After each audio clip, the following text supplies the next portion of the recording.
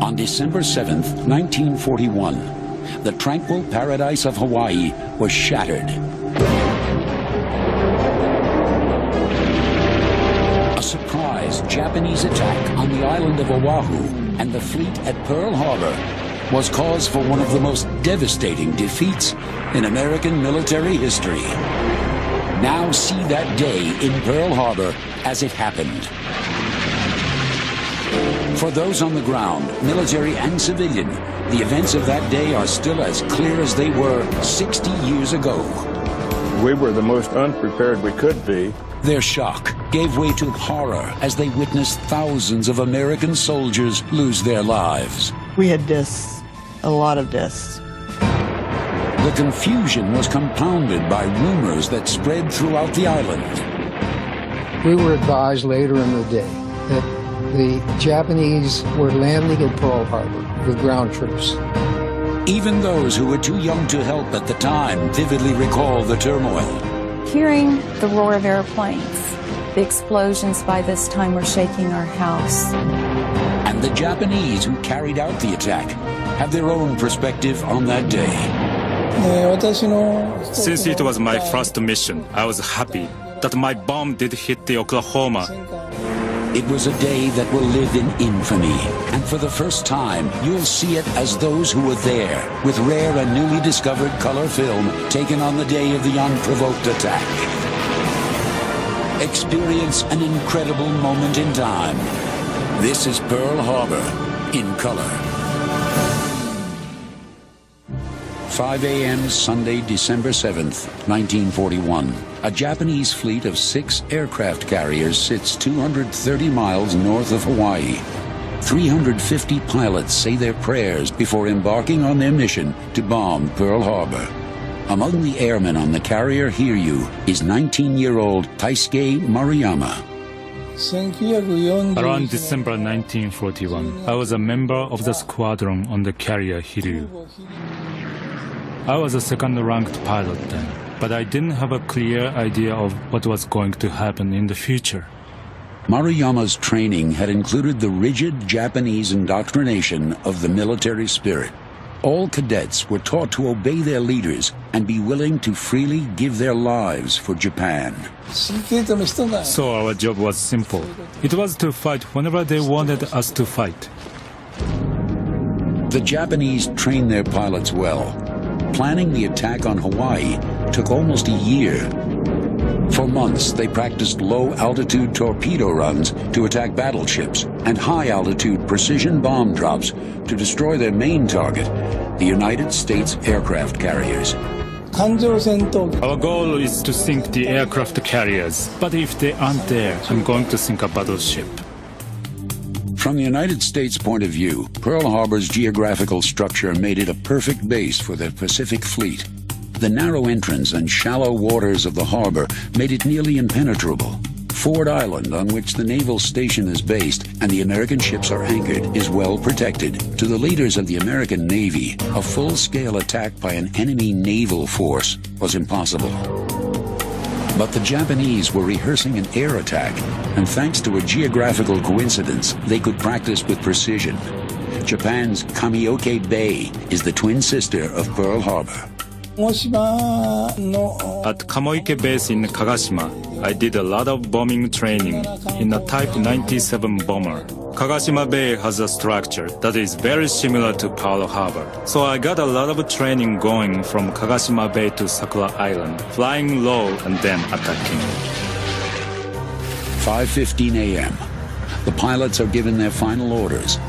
Chief of the Navy, Admiral Isoroku Yamamoto, tells them that they are now responsible for the glory of the empire.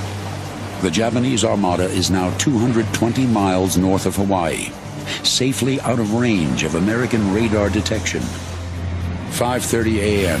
The first wave of airmen prepares for takeoff in their fighter planes and torpedo bombers. This assemblage comprises a strike force of over 180 aircraft. Meanwhile, 200 miles south of Oahu, the United States aircraft carrier Enterprise is launching 18 aircraft. They're headed for Ford Island in the center of Pearl Harbor.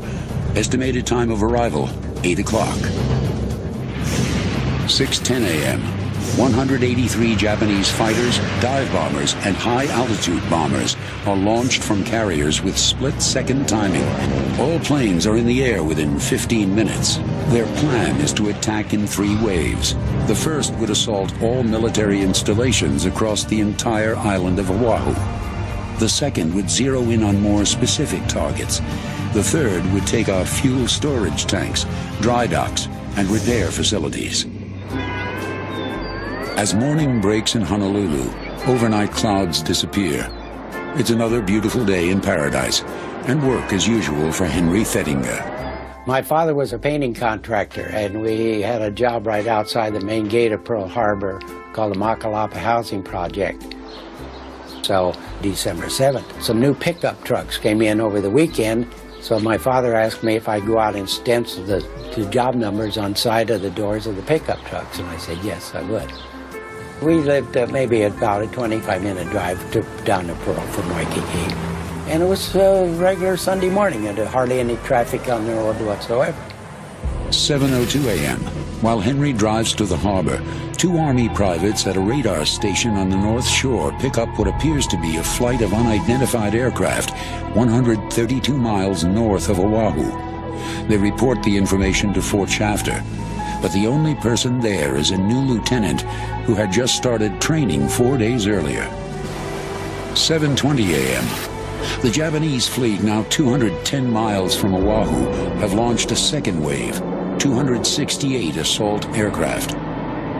The inexperienced lieutenant at Fort Shafter feels certain that the unidentified planes are B-17s, scheduled to arrive from the mainland at 8 a.m. He instructs the radar station to shut down.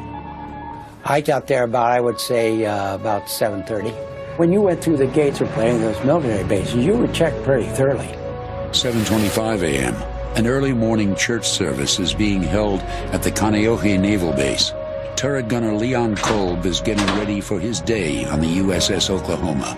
I'd been out to have my meals with the rest of the division and back in the gun turret and getting ready for the daily Sunday routine, in-port routine in the gun turret.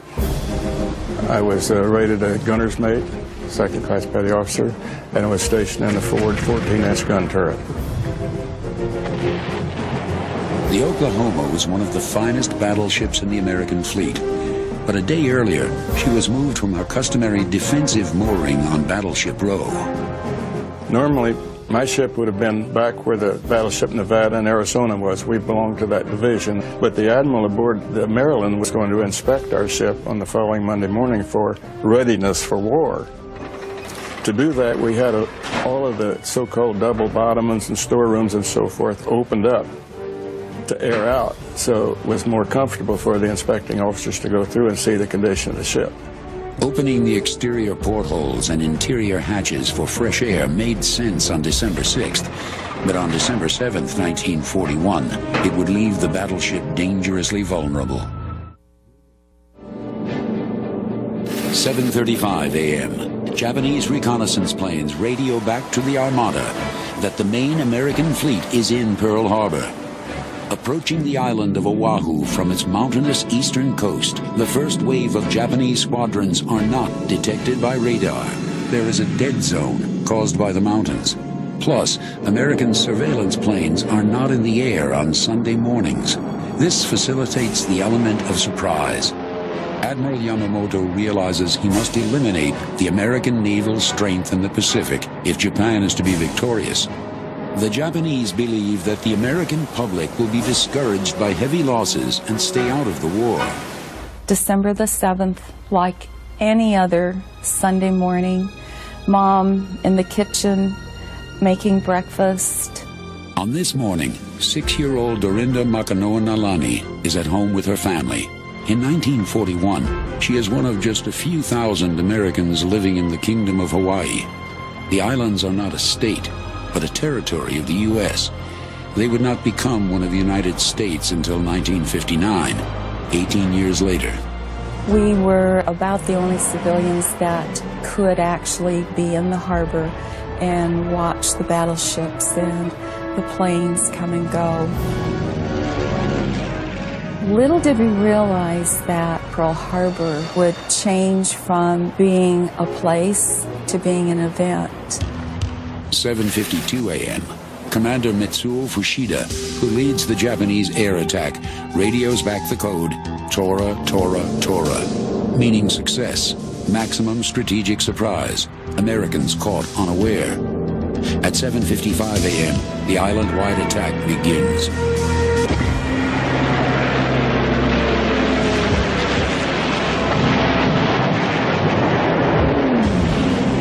The first wave of Japanese forces attack at points all around the island of Oahu, not just Pearl Harbor. Dive bombers strike at Kaneohe Naval Air Station, while dive bombers and fighters attack Bellows Field. Being a squadron communications officer, I was assigned to the 86th Observation Squadron at Bellows Field on the windward side of the island on December the 7th.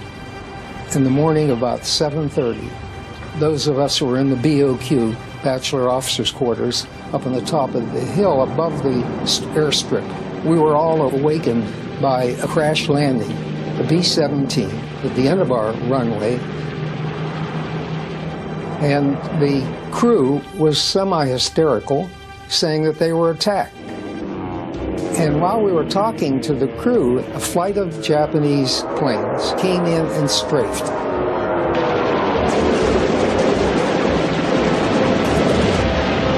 They were so low you could see the faces of the pilots.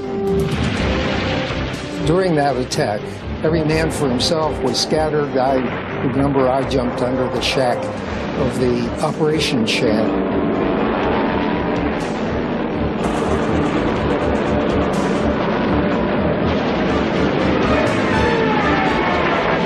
At 7:58 a.m., horizontal bombers arrive at Pearl Harbor. No one even suspects they're Japanese. Before the war started, our own aircraft used to make mock raids and their maneuvers on Pearl Harbor. They'd fly over and they'd start to dive down and make their maneuvers, torpedo planes or dive bombers, whatever they were at that time. And so we kind of got used to that because the fact they were making probably the maneuvers maybe every 2 or 3 times a month. And I heard the airplanes, and I saw them start to dive, so I went back to work, and then all of a sudden all hell broke loose.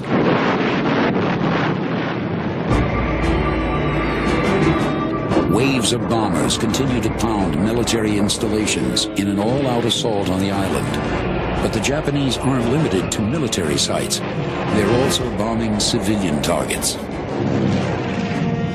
Hearing the roar of airplanes, airplane after airplane going over, didn't seem unusual. After all, we lived in a military installation, and yet there was something different because the explosions by this time were shaking our house. Anyone who can grabs a gun and fights back. There is massive confusion as Americans try to grasp what is happening.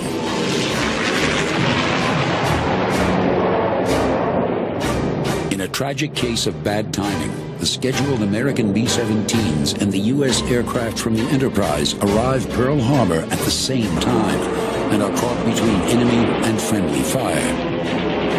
8:05 a.m. Machine guns on battleship Nevada open fire on torpedo planes. Repair ship Vestal, moored next to Arizona, opens fire. Battleship California receives torpedo portside at frame 1110. High-level bombers begin the run on Battleship Row. One of the easiest targets is the defenseless Oklahoma. On board, the only thing Leon Kolb is expecting is sabotage. When the first torpedoes hit my ship on December the 7th, I thought, that's what's happened. After the second or third explosion, the officer of the deck came on our communication system and said, all hands man your battle stations. The enemy's attacking. And it went through my mind, who's the enemy? Amidst the frenzy, American soldiers are still unsure who exactly is attacking them. One of the fellows said, the whole enemy fleet's right off of Diamond Head. I had to go outside and look for myself because I counted 5 and 6 more explosions, and I thought, what's hitting us? We did not realize it was Japanese airplanes until I saw what they call the meatball, their insignia. So I stood out there for a while and watched the raid. Believe me, those boys could fly the planes. They'd come in on their torpedo run or their bombing run and turn those things up on its tail and come back to strafe. So they were darn good pilots. The first wave of the Japanese attack on the island of Oahu is a stunning victory for the enemy. America's Pacific Fleet feels the sting of newly perfected torpedoes designed specifically for the shallow waters of Pearl Harbor. Violent explosions rock light cruisers, mine layers, and battleships like the Oklahoma. But this is only the beginning. The second wave of the Japanese attack is about to begin. At 7:55 a.m. on Sunday, December 7th, 1941, the Japanese begin their strategic surprise attack on Pearl Harbor and the island of Oahu. Every military target is being hit.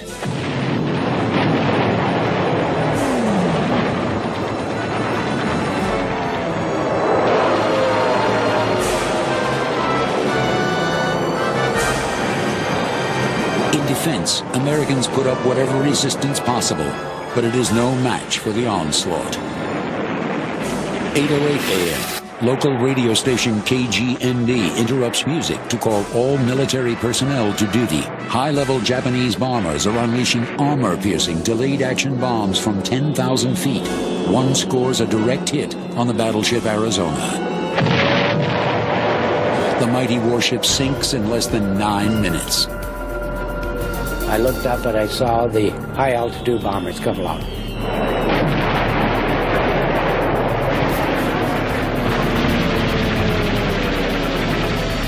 I did see the Arizona blow up, and the smoke and flames must have gone 500-600 feet in the air. I mean, it was awesome. Absolutely awesome. Somebody asked me if I was scared. I said, you darn right I was scared. You know, who wouldn't be? 2 ship lengths away, the USS Oklahoma is an easy target. I thought, this is going to be the closest I'll ever come to death without losing my life. I wanted to go back down to my locker and take the things out I had, seeing I was going to have to leave the ship. One of them was an engagement ring that I just bought for my wife. It was a full carat, but something told me to save my life. The Oklahoma is hit by 10 torpedoes. Explosions have ripped holes throughout the ship's armor. And because portholes and watertight hatches had been left open overnight, seawater is surging into the ship. There's no portholes in there so you can look out and see what's going on, but you sense that the ship's going way out of balance. By that time, others had started going over the side, so I assumed they'd heard the word to abandon ship. And I was one of the first 2 or 3 to swim to an officer's boat. Dive bombers come over. I actually followed the plane in until it dropped the bomb on the Pennsylvania, which was in the dry dock. 8:14 a.m. The Oklahoma has capsized. Turret gunner Leon Kolb has barely escaped with his life, but hundreds of men trapped inside the Oklahoma's hull can be heard pounding against the steel. High above the blazing wreckage, 19-year-old Japanese airman Taisuke Maruyama witnesses the destruction of the bomb he dropped. The bomb my plane dropped hit the battleship Oklahoma. Since it was my first mission, I was happy that my bomb did hit the Oklahoma and we won the battle. Desperate attempts to free the men trapped inside the overturned Oklahoma will continue on into the night. 8:15 a.m., KGMB interrupts regular programming for a second call, ordering all military personnel to report for duty, including doctors and nurses. I was stationed at Tripler General Hospital. I was assigned to the maternity ward, and of course we had a lot of enlisted men with their families there. Coming from Pennsylvania, of course, I hadn't seen all this tropical paradise like that was. The amount of military that was there was really overwhelming. But, you know, we were completely removed from any thought of any war. I don't think most of us even realized there was a crisis there. I was in bed, sound asleep. 2 of our night nurses tried to get us all awake, and we thought they were joking. We thought, oh, this is, come on now, this is, you're kidding. Can't be.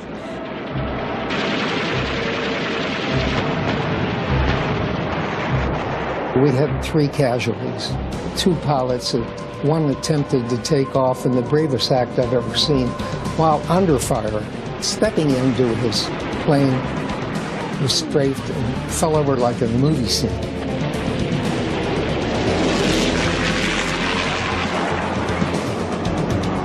And another pilot did get his plane into the air. He was shot down.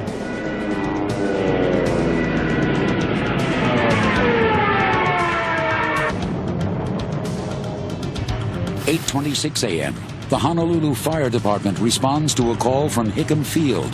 Of the brave unarmed men who are trying to save lives, 3 firemen are killed and 6 are wounded.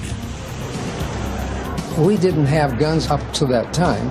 They opened the armament shack, and there was no loose ammunition for the rifles. So we took bandoliers of machine gun shells. We were laden down with arms. 8:50 a.m., the second wave of Japanese aircraft come in from the north.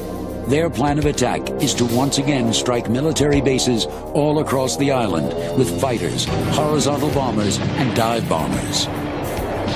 3 of us were ascending the stairs from our barracks up to the hospital, which was up on a knoll. We could look over to the left and see Pearl Harbor and tremendous explosions, and a plane came flying very, very low over us. And it was a Japanese pilot, and he looked out and he smiled to us and he waved to us. And we all 3 waved back, stood there and waved back. 8:54 a.m., the second attack run begins. 78 dive bombers hit ships in Pearl Harbor. 54 high-level bombers hit naval air stations. 36 fighters circle over the harbor to maintain air control. When we arrived on duty, they were bringing them in. The ambulances were lined up outside with patients from all over, you know. Some of them were a few civilians that they'd picked up off the streets, but most of them were Hickam Field. I was assigned to 3 beds, and my first 3 patients that came in expired without being able to do anything for them. The first wave of the Japanese attack caused immediate confusion. But now, the second wave creates total chaos. Americans fire at anything in the sky. Tragically, some of the planes shot down were the unarmed United States B-17s from the mainland and the planes sent by the U.S. carriers. We had deaths, a lot of deaths. Went way beyond our normal capacity. Time the attack from 7:55, I probably stayed there maybe hour and 15 minutes.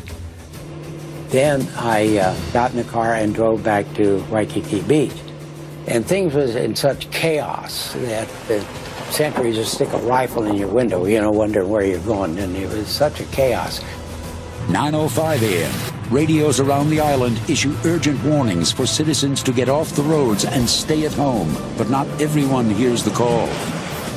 Dad ran out the front door, screen door slamming behind him, me down the steps, and we ran down to the front of the house, looked up, and plane after plane going over. There was strafing up and down the street, and the bullets that found our house were incendiary bullets. The Japanese attack ignites a fire that would destroy Dorinda's childhood home. My dad knew that we needed to get away, so we headed out away from the harbor. We drove along the edge of the harbor and along the side that would be where the Oklahoma had turned on its side, and could literally look right at Battleship Row. In the harbor, rescuers disregard the second wave of attack and start to work on the capsized Oklahoma. Their plan is to cut through the hull, which is solid steel and 2 feet thick. We had absolutely no information, and we didn't know what to do. The Japanese plan is working to perfection. Every attack not only meets but exceeds their expectations. Military installations across the entire island of Oahu are in flames. Civilians are running for their lives, and American military personnel can only react. There is no organized plan of action. There was a lot of confusion. The emergency rooms were filled to capacity. Everybody worked to their best ability, I'm sure. Lots of burns, severe burn cases.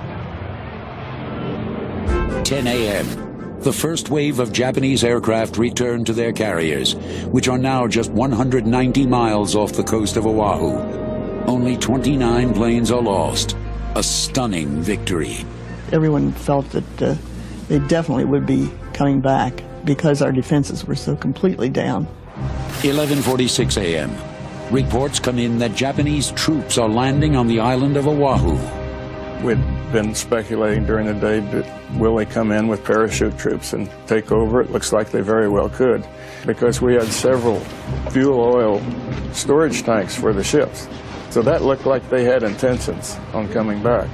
We lived in fear of an invasion. We were told over and over and over that the Japanese were coming back. Hawaii's population is now living in fear of a Japanese invasion. The Japanese army is known for its ruthless cruelty in occupied nations. Now, just 4 hours into the attack, the island is on fire. The skies are filled with suffocating black smoke.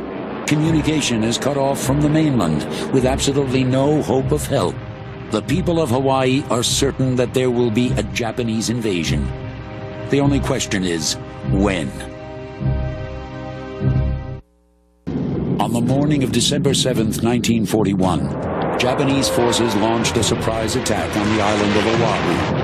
The attack struck every military installation on the island and the majority of the American Pacific Fleet in Pearl Harbor. A Japanese high-altitude bomber scored a direct hit on the Arizona, killing 1,177 men. Over 10 torpedoes struck the Oklahoma, capsizing her in the harbor, trapping over 400 men inside. Following orders on board the Oklahoma, gunners made Leon Kolb abandon ship, but he is driven to fight back. Everyone wanted revenge. I figured if we could get over to Fort Island, that's where all the planes were, what planes were in, we might have a chance to salvage some machine guns and shoot back if this thing keeps going on. 12:10 p.m. Americans managed to get a few planes airborne and fly north in search of the Japanese aircraft carriers. Back on the island, people are in a state of shock. We never dreamed that they'd hit our strongest base where the most of our fleet was. I don't think that the officers in charge ever thought that the Japanese would take a chance with their fleet to come in that close. Following the attack, the people of Oahu wait and worry. The American military has been immobilized. There is no chance of defending Hawaii against a full-scale invasion. An invasion seems inevitable. We were advised later in the day that the Japanese were landing at Pearl Harbor with ground troops. Fear of an enemy invasion gives way to paranoia. 12:30 p.m., Honolulu police raid the Japanese embassy. Animosity has turned towards the Japanese living on the island. Don Seki experiences it firsthand. Saturday night, December 6th, we were playing poker all night long. And nobody got ahead, so we want to quit. So we started shooting crap. I live in a valley called Manoa Valley. Now and then we see target practice. They're pulling target in the airplane. We thought it was, target practice. After the bombing, here comes a guy. He says, you bombed Pearl Harbor. So he pulled a knife on us. So we scrambled, went home. Then we listened to the radio. Then we found out it was bombed. Government agents go into action, seizing radios from Japanese, fearing they would broadcast messages and information to their native land. At 1 p.m., the Japanese Air Commander Fushida lands safely on board the aircraft carrier Akagi. With the amazing success of the first two waves, he is ready to launch the third. We knew there were planes, but we didn't realize that they didn't bring ground forces. And had they anticipated the success their Air Force had, they would have followed up with ground forces because Hawaii was vulnerable. Hawaii was more than vulnerable. It was in utter chaos. On board the Japanese aircraft carrier, Commander Fushida pushes hard for the launch of the third wave. But at 1:30 p.m., Admiral Nagumo decides to call off the attack. The Japanese fleet withdraws.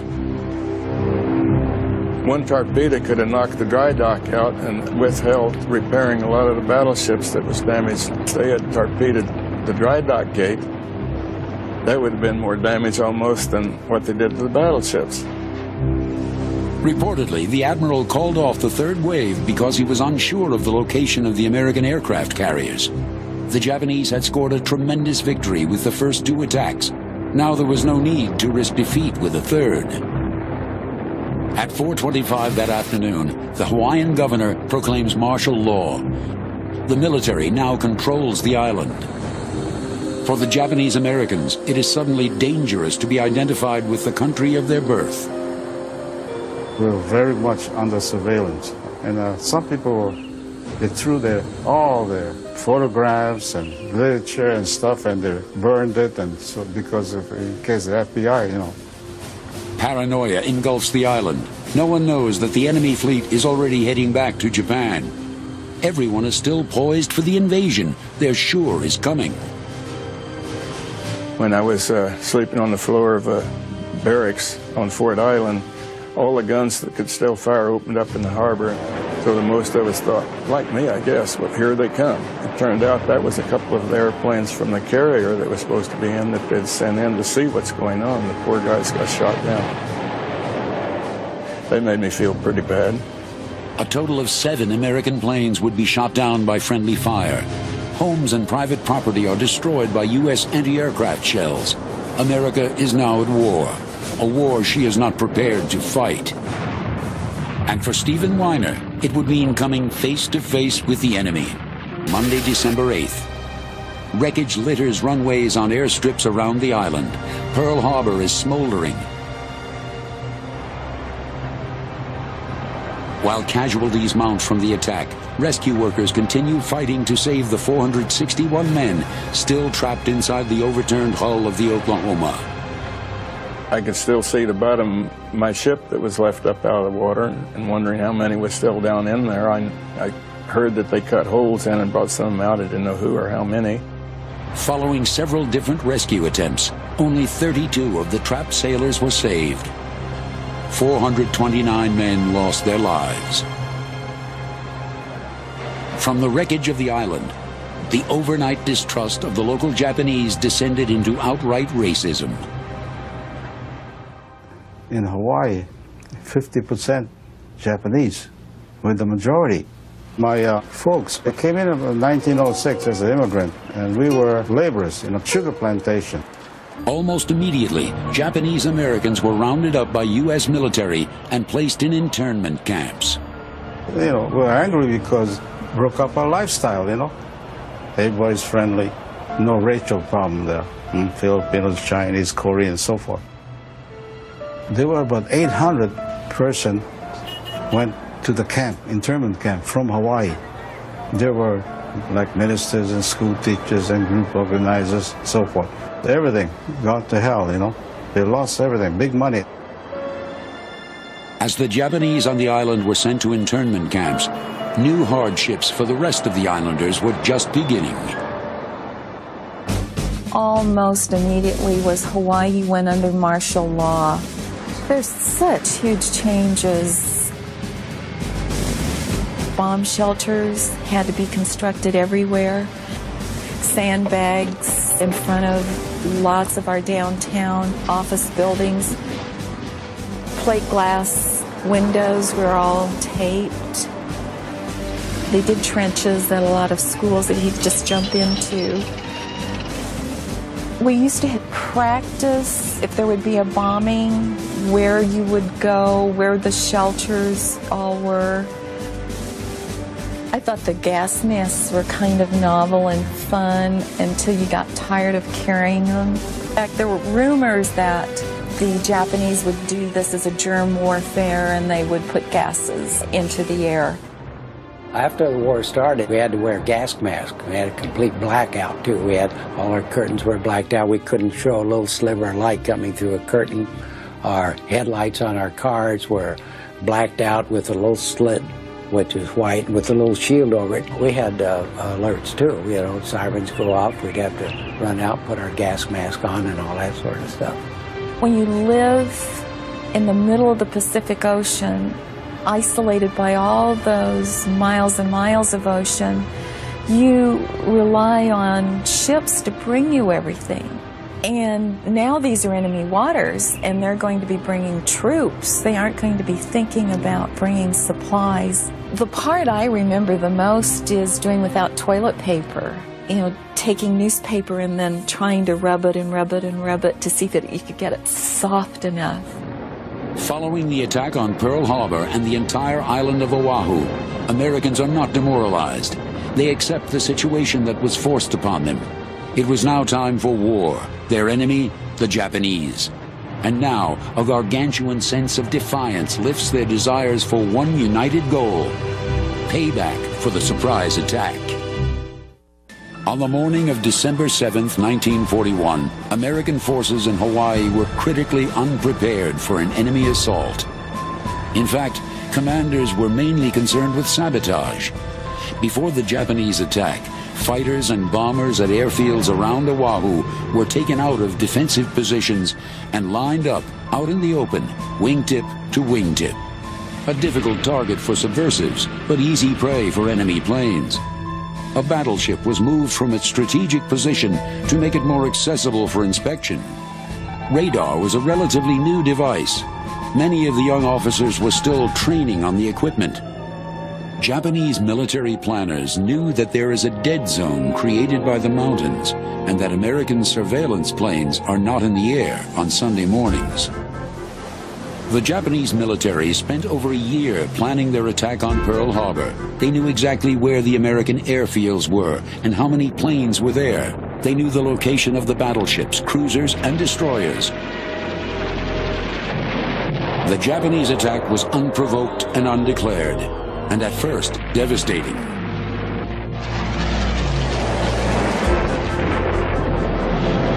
The enemy had all the advantages, including the element of surprise. The toll on American forces was just short of catastrophic. 2,388 were killed, 1,178 wounded. A direct hit on the Arizona claimed the lives of over 1,100 men.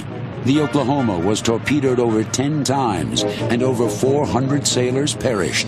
In total, of the 96 ships in Pearl Harbor during the attack, 19 were sunk or severely damaged. The Navy had 92 of their aircraft destroyed and 31 damaged. The Army had 96 aircraft destroyed and 128 damaged. The Japanese lost only 29 planes. But that's where the Japanese victories end. Following their first two attack waves, the Japanese command decides not to launch its third, an attack that was designed to destroy fuel storage, repair fields, and dry docks. The Japanese admiral called off the second attack, not knowing where the carriers were. That decision became a catalyst for American forces to quickly repair sunk and damaged vessels. 24-hour work shifts set the military and civilians to rebuilding the Pacific Fleet. Of the 19 ships that were sunk or heavily damaged, 14 ships were completely restored and went on to fight the enemy. After the attack, I went almost immediately out on a destroyer starting to attack Marshall Islands and showing the Japanese they really didn't sink all of our fleet and so forth. I ended up spending a little over 10 years in the Navy. If Pearl Harbor hadn't been attacked and we hadn't gotten into war, that would have been the end of my naval career there. Patriotism was the foundation for the American comeback, and the Japanese Americans of Hawaii proved themselves in battle. We, as a Japanese American, although we're segregated, I decided to volunteer for the Army. We trained for 1 year, then went overseas. Hawaii's original recruitment quota was set at 1,500 men. Over 10,000 volunteered. Our motto was go for broke. That means shoot the works. We had to do good because we're under the guns, and we are going to do good. As the segregated unit of the 100th Battalion Regimental Combat Team, they fought on the European front. In 8 campaigns, we had 8 unit citations and about 21 Medal of Honor. We fought really hard. For their size and length of service, they became the most decorated soldiers in the U.S. Army, with 18,413 individual awards and 9,000 Purple Hearts. Don Secchi received a Purple Heart for the loss of his arm during battle in Italy. He returned home a hero. For the Japanese, the definition of hero is rigid. In a wartime painting honoring 9 of the 10 mini-sub officers at Pearl Harbor, Kazuo Sakamaki, the first Japanese prisoner of war, is noticeably missing. That document that he had written, "Kill me an honorable way," was lost. And the Japanese people considered him persona non grata in Japan. Ensign Sakamaki was in South America working for Toyota Motors, and it was deliberate, shipping him out of the country. Lieutenant Stephen Weiner met his prisoner once more at the 50th anniversary of Pearl Harbor. After 50 years, they had the chance to relive their encounter. In fact, I told him that I admired his tenacity, the fact that he was able to cope with us as well as he did. Japanese airman Taisuke Maruyama, on the other hand, was heralded a hero. Following his successful bombing of the Oklahoma, he went on to fight at Midway and Okinawa. Through her love of Pearl Harbor, Dorinda Nicholson wrote a book about her childhood recollections so that future generations of children will understand what it's like to live through war. The harbor is very special to me. And I approached the Arizona Memorial and mentioned to them that I wanted to tell American children this story. Hawaii has not forgotten Pearl Harbor. A memorial now stands over the site of the sunken USS Arizona. Every year, 1.5 million visitors come from around the world to pay tribute. Not far from the memorial is the USS Missouri, where the Japanese signed their surrender. It stands as a monument to the bravery and selflessness of those who were there that day in Pearl Harbor.